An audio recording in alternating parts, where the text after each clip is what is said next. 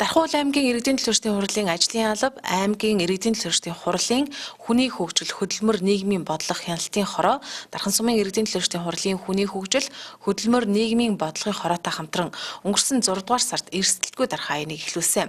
Аяны хүрээнд 687 аж ахуйн нэгж байгууллагатай холбогдсон мэдээлэл хүргэсэн бөгөөд 162 байгууллага тайлангаа ирүүлжээ. Тайлан ирүүлсэн аж ахуйн нэгж байгууллага дотроос 28 байгууллагыг сонгон аяны хүрээнд хийсэн ажилдаа зохион байгуулагчид танилцаж шилдэг 12 байгууллагыг шалгаруулсан байна. Шилдэг 12 байгууллагын нэг нь Дархан сумын 12 дугаар цэцэрлэг юм а. Тус цэцэрлэг нь аяны хүрээнд анхны захим урайлгыг гаргаж бусад сургуулийн өмнөх боловсролын байгууллагуудыг челленжид уриалжээ.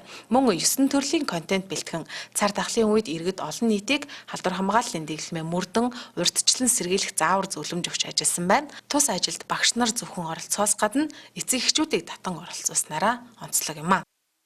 За манай цэцэрлэгийн хувьд бол эрсдэлгүй дархан аяны хүрээнд сургуулийн өмнөх боловсролын байгууллагын багш ажилчдыг уриалан дуудаж контент 9 төрлийн контентуудыг хийж төгөөнд дэлгэрүүлсэн.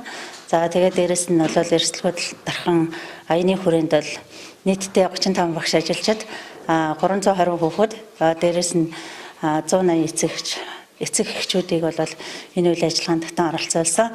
За тэгээд энэ үйл ажиллагааг бол оролцуулахад 9 төрлийн хүүхдэд зориулсан, эцэг эхчүүдэд зориулсан контентуудыг хийж бүх группүүдээр бүх сошиалар бол төгөөнд дэлгэрүүлэх ажлыг хийсэн.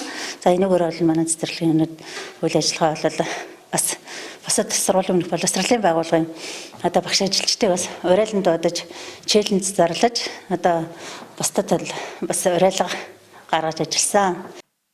Энэхүү аяныг зохион явуулснаар хөдөлмөр эрхлэлт байгууллага ажлагчдын харилцаанд эерэг өөрчлөлт гарч ажлын байранд хабын нөхцөл сайжирч 2 ба 3 талт нийгмийн түншлэлийн харилцаа шинэ түвшинд гарч бүх хүрээнд тодорхойгүй байдлыг бууруулснаар ковидын үеийн болон дараах хугацаанд дасан зохицох чадвар нэмэгдснээрээ давуу талтай гэдгийг зохион байгуулагчид онцолж байсан юм а.